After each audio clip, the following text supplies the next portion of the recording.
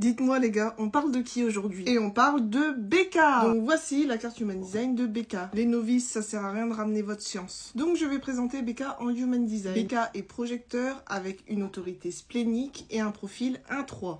Donc déjà dans un premier temps, en tant que projecteur, tu as dû déjà remarquer que tu n'avais pas une énergie qui était durable. Tu as peut-être dû déjà sentir cette sensation d'épuisement parce que tu as le sacral qui est non défini. Il est blanc, c'est-à-dire que tu n'as pas accès à l'énergie durable. Tu n'es pas conçu pour travailler de manière conventionnelle, c'est-à-dire de 9h à 17h. Car justement, ton énergie, elle est différente. Comme je le dis à tous les projecteurs, prends-toi rendez-vous avec toi-même pour te reposer. En tant que projecteur, tu es vu comme un guide. Tu as un rôle d'encadrement. Cela dit, étant donné que tu as pas mal de centres blancs, tu absorbes l'énergie des autres. Mais tu peux très bien utiliser cette énergie pour scanner les autres. Je suis sûre qu'on ne peut pas te mentir. En fait, à chaque fois que tu vas croiser une personne, tu te connectes à elle. Et c'est inconscient. Donc c'est pour cela que je t'invite à te reposer et que je t'invite à passer des moments seuls. Deuxième chose, je sais que c'est très subtil, mais ta stratégie est d'attendre l'invitation et ou être reconnu. En fait, tu n'es pas là pour engager quoi que ce soit. Il faut que tu attendes qu'on te sollicite pour que tu puisses partager, parler. Parce que si tu donnes un conseil qui n'a pas été sollicité, non seulement tu seras mal reçu et tu ressentiras une profonde amertume. D'où l'importance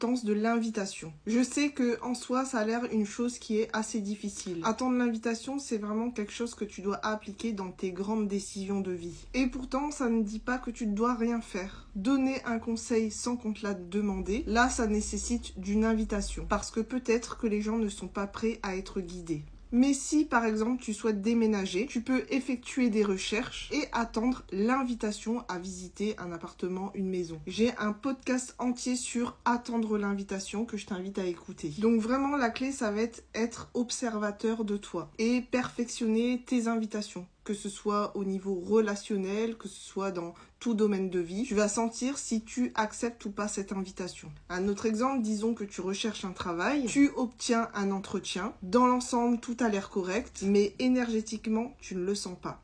Dans ce cas-là, je t'invite à fortement t'écouter, d'autant plus que ton autorité intérieure est le splénique. Ton autorité intérieure correspond à ton GPS intérieur. C'est avec ça que tu vas prendre des décisions. Car nous ne sommes pas conçus pour prendre des décisions mentales. Elle se fait avec l'intelligence de notre corps. Tes décisions sont intuitives et d'ailleurs elles sont spontanées. T'as pas besoin de réfléchir et ça paraît pas logique. Alors ça peut ressembler à une petite voix, ça peut ressembler à un fort ressenti intérieur, comme de l'anxiété ou du stress. Plus tu vas lui faire confiance et plus tu vas être en accord avec tes décisions. Réfléchir, c'est pas pour toi. Dormir dessus, c'est pas non plus fait pour toi. Tu as vraiment besoin d'être reconnu pour prendre ta décision. Autre point, tu as un profil 1-3. La première partie, c'est la ligne 1 qui indique que tu es un investigateur. Tu as besoin de comprendre les choses justement pour avancer dans la vie. Tu as besoin d'accumuler plusieurs connaissances autour du sujet. En fait, moi je dirais que tu es une chercheuse dans l'âme. Et si tu ne comprends pas, je suis sûre que tu ne te sens pas sereine. Mais rappelle-toi que trop d'informations tue l'information. Ça peut t'empêcher justement de passer à l'action. Car ta ligne 3 est inconsciente, c'est-à-dire que tu es là pour explorer. Tu as besoin de faire des apprentissages par l'expérience. Tu as besoin d'essayer pour voir ce qui ne fonctionne pas. En fait, ça fait partie de ton mode de vie. Tomber 7 fois pour te relever 8 fois. Je sais que ça peut être décourageant, mais ça fait partie de ton fonctionnement.